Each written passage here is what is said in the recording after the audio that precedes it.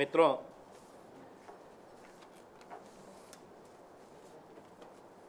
उत्तर प्रदेश में जो कुछ घटनाक्रम चल रहा है उससे आप अच्छी तरह से अवगत हैं। जिस तरह से बहुजन समाज पार्टी बीएसपी की खूनी बेल्ट और बलात्कार की बेशर्मी से पूरा उत्तर प्रदेश कांप रहा है, थर्रा रहा है, उसके बावजूद भी उत्तर प्रदेश सरकार की मुखिया सुश्री मायावती जी किसी अहंकारी तानाशाह की तरह अपने महल में चुपचाप बैठे हुई इस जुर्म के नज़ारे को देख रही हैं। और उससे भी ज़्यादा शर्मनाक बात यह है कि बहुजन समाज पार्टी और बहुजन समाज पार्टी की सरकार का कोई मंत्री, कोई पदाधिकारी,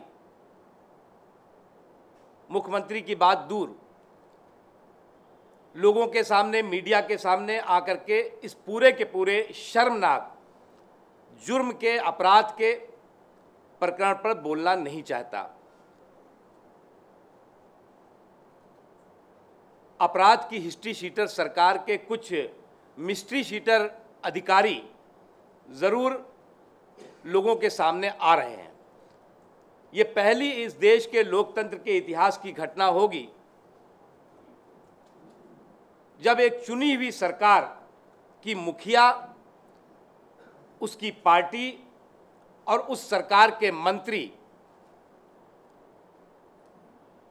उत्तर प्रदेश में, देश के सबसे बड़े राज्य में, खुलेआम जुर्म और अपराध के हो रहे बेशर्मी भरे तांडव को देख रही हो और चुपचाप इस जुर्म के जलवे का मजा ले रही हो। और अधिकारी लोगों के सामने आकर के या तो अपराध को बचाने में लगे हुए हैं, सरकार को बचाने में लगे हुए हैं, और या फिर राजनीतिक पार्टियों को सीख देने में और कोसने में लगे हुए हैं।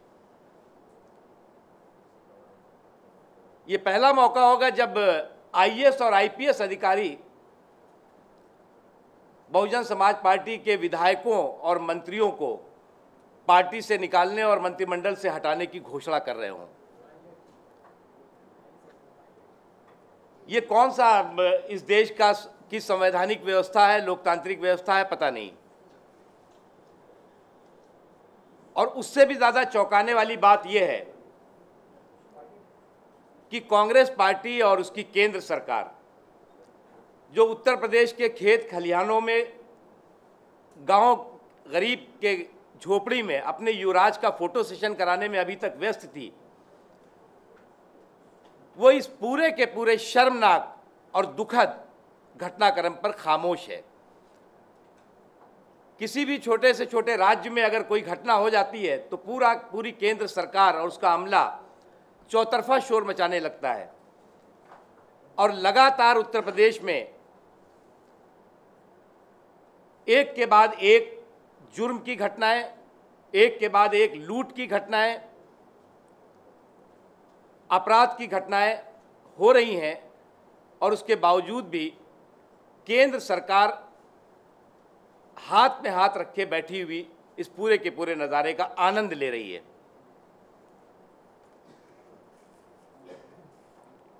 भारतीय जनता पार्टी लगातार इस पूरे के पूरे प्रकरण पर उत्तर प्रदेश के कोने कोने में, सभी चौक चौराहों, चौपालों पर, सड़कों पर, गांवों में आंदोलन और आवाज़ उठा रही है। कल भी भारतीय जनता पार्टी के प्रमुख नेताओं ने उत्तर प्रदेश के राज्यपाल से समय मांगा है और उनसे मिल करके उत्तर प्रदेश की असामान्य स्थिति, पूरी तरह से संवैधानिक व्यवस्था और कानून की व्यवस्था उत्तर प्रदेश में चरमरा चुकी है, इस स्थिति के तमाम दस्तावेजों के साथ राज्यपाल से उत्तर प्रदेश के प्रमुख नेता मिलेंगे और उनसे अनुरोध करेंगे कि उत्तर प्रदेश की इस हिस्ट्री शीटर सरकार अपराधियों और जुर्म को बचाने वाली सरकार के तमाम अपराधों की लिस्ट को केंद्र सरकार को तत्काल भेजे, ताकि केंद्र सरकार अपने संविधान के में दिए गए अधिकारों के तहत कार्रवाई कर सके।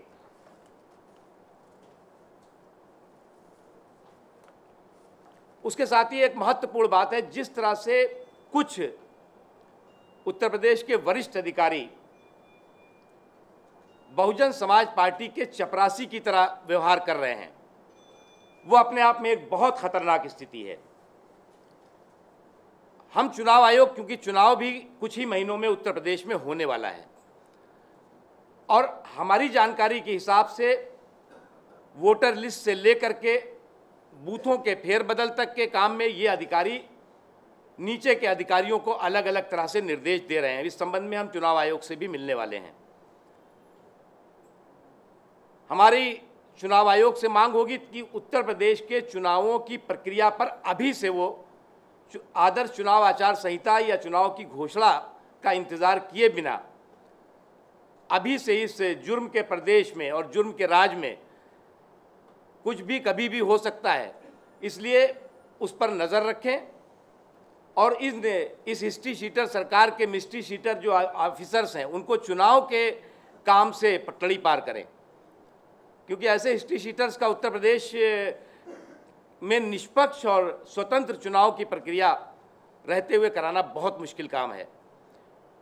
कई जगहों पर जानकारी मिली, कई ज़िलों से जानकारी आ रही है कि ये अधिकारी जो बहुजन समाज पार्टी के कर्मचारी या बहुजन समाज पार्टी के कार्यकर्ता की तरह कहीं कहीं काम कर रहे हैं, ये अलग अलग ज़िलों में अलग अलग तरह के निर्देश दे रहे हैं। जहाँ एक तरफ बहुजन समाज पार्टी के जो लोग अलग अलग अपराधों में जुर्म में फंसे हुए हैं उनको बचाने की कोशिश में लगे हुए हैं, वहीं दूसरी तरफ वो जो होने वाले चुनाव हैं उसकी जो चुनावी प्रक्रिया है उसको भी प्रभावित करने की कोशिश में लगे हुए हैं। इसलिए हमारी चुनाव आयोग से मांग है कि वो इस पर भी अपनी नज़र रखें। मुझे केवल इतना ही कहना है।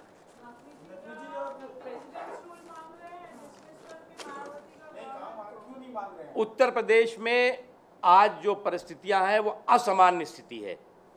आज बहुजन समाज पार्टी की खूनी बेल्ट, उसमें पता नहीं कौन से हाथी दांत का खूनी दांत लगा हुआ है, बक्कल लगा हुआ है, कि उससे जो है वो जो लोग जान बचाते हैं, डॉक्टर्स, उनकी एक के बाद एक हत्याएं हो रही हैं। डॉक्टर्स की हत्याएं, मास्टर्स की हत्याएं, किसानों की हत्याएं, नौजवानों की हत्याएं, महिलाओं के साथ बलात्कार, ये एक के बाद एक जो लगातार जुर्म का राज चल रहा है, वो हम मानते हैं कि आज असामान्य स्थिति है। और केंद्र सरकार अगर ये सारी चीज़ें देखने के बाद भी चुपचाप बैठी है तो एक ही बात कही जा सकती है कि भ्रष्टाचार की भागीदारी। एक कॉमन मिनिमम प्रोग्राम है कांग्रेस पार्टी और बहुजन समाज पार्टी का, करप्शन, और उस करप्शन पे ये दोनों एक है। वो अलग बात है कि गरीब की झोपड़ी पे या किसानों के खेत खलियानों पे युवराज जाकर के फ़ोटो सेशन करा के आ जाते हैं, लेकिन यहाँ पर उनकी सरकार कुछ नहीं बोलती। तो ये एक महत्वपूर्ण सवाल है और राज्यपाल वहाँ पर हैं।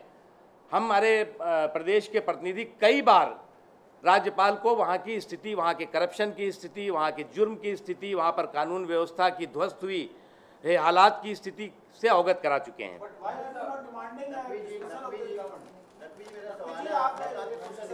हमें जो भी करना होगा, कल हमारा प्रतिनिधि मंडल राज्यपाल से मिल रहा है, वो भी कुछ मांग करेगा, इंतजार करिए। जी, आपने कहा कुछ अधिकारी बीएसपी के चपरासी की तरह बर्ताव कर रहे हैं, कौन कौन है ये अधिकारी? आप सब लोग जानते हैं, उनका नाम कोई बहुत लंबी लिस्ट है नहीं, क्योंकि वहाँ पर अधिकारी भी कुंठित हैं। वहाँ पर जो बेचारे अच्छे अधिकारी, काम करने वाले अधिकारी, उनको जिस तरह से यही कुछ लोग फिरौती लेकर, वसूली लेकर के नियुक्त करते थे और उसके बाद 4 दिन बाद हटा देते थे, वो भी क्रम बहुत लंबा चला, इसलिए उस पर कभी और चर्चा करेंगे। किसी मंच पर राजनाथ सिंह जी ने ये बात कही थी कि यूपी सरकार को बर्खास्त किया जाए और हो सके तो राष्ट्रपति शासन लगाया जाए, संसद में आएगा तो हम समर्थन करेंगे। क्या उनका निजी विचार मानते हैं? नहीं, बिल्कुल नहीं। हमारी पार्टी की स्टेट यूनिट की पहले से ये डिमांड है और कल भी हम कुछ डिमांड करने वाले हैं। राजनाथ जी ने जो कहा है, पार्टी उस मांग के साथ है। साहब, इसमें उत्तर प्रदेश में जो भारतीय जनता पार्टी की मौजूदा स्थिति है, तीसरे पायदान पे है, जनाधार भी लगभग खत्म हो चुका है, तो क्या आपको लगता है कि आपके प्रतिनिधिमंडल की मुलाकात करने वाले लोगों से बसपा की सेहत पर कुछ असर पड़ेगा? देखिए, भारतीय जनता पार्टी ही वहाँ पर मात्र विकल्प है और भारतीय जनता पार्टी ही उत्तर प्रदेश में अराजकता, उत्तर प्रदेश में अपराध, उत्तर प्रदेश में भ्रष्टाचार के खिलाफ सड़कों पर लड़ाई लड़ रही है, लगातार लड़ रही है। इसलिए तीसरे नंबर और चौथे नंबर और पांचवें नंबर का सवाल यहाँ नहीं है। लक्ष्मी जी, अन्ना हजारे एंड कंपनी ने आज आडवाणी जी से मुलाकात किया है और 2 महीना पहले अन्ना हजारे ने कहा था कि देश के सारे नेता भ्रष्ट हैं, क्या कहना चाहते हैं? मैंने इसको देखा नहीं भैया। वो जासूसी वाला हाँ। दो मंत्रियों को सरकार ने हटाया था इस हत्याकांड के बाद, एक सीएमओ को सस्पेंड किया था, उसके बारे में सरकार की तरफ से कुछ भी नहीं बताया कि आखिरकार इनका कसूर क्या था, किस तरह से घोटाले में इंवॉल्व थे या हत्या में इंवॉल्व थे। लगता नहीं कि 2 मंत्री और एक सीएमओ जो लखनऊ में, उनकी भी कुछ भागीदारी इसमें दिखती है? देखिए, इसमें इस पूरे के पूरे जुर्म में सरकार पूरी तरह भागीदार है और सरकार की भागीदारी है और सरकार इस जुर्म को अच्छी तरह से जानती है। इसीलिए आप अगर देखेंगे तो जुर्म तो उत्तर प्रदेश के हर कोने में हो रहा है, लेकिन जिस जुर्म को और जिस अपराध को मीडिया ने उठाया उसी पर कार्रवाई दिखाई पड़ी। अन्यथा किसी पर भी राजनीतिक पार्टियों ने अगर कोई मुद्दा उठाया और आवाज़ उठाई और आंदोलन किया तो राजनीतिक पार्टियों के आंदोलन को कुचल दिया गया, या तो लाठी मारी गई या उनके कार्यकर्ताओं पर जो है वो फर्जी मुकदमे लगा करके जेल भेज दिया गया। जी, जासूसी वाले पे निर्मला जी ने कहा है, मेरा तो केवल इतना ही कहना है कि इस जासूसी का जेम्स बॉन्ड कौन है, क्योंकि ये जासूसी कोई सीमा पार से तो हुई नहीं है, उसी मंत्रालय के सीमाओं के अंदर ही सारा खेल है। इसलिए इस जासूसी के जेम्स बॉन्ड का पता लगना चाहिए और ये वो पार्टी है जो पार्टी की एक सिपाही की जासूसी के आधार पर एक सरकार को गिरा देती है और एक मंत्री की जासूसी पर यह सरकार खुश चुप तो अपने आप में संदेह और गहरा देती है। बहुत बहुत धन्यवाद।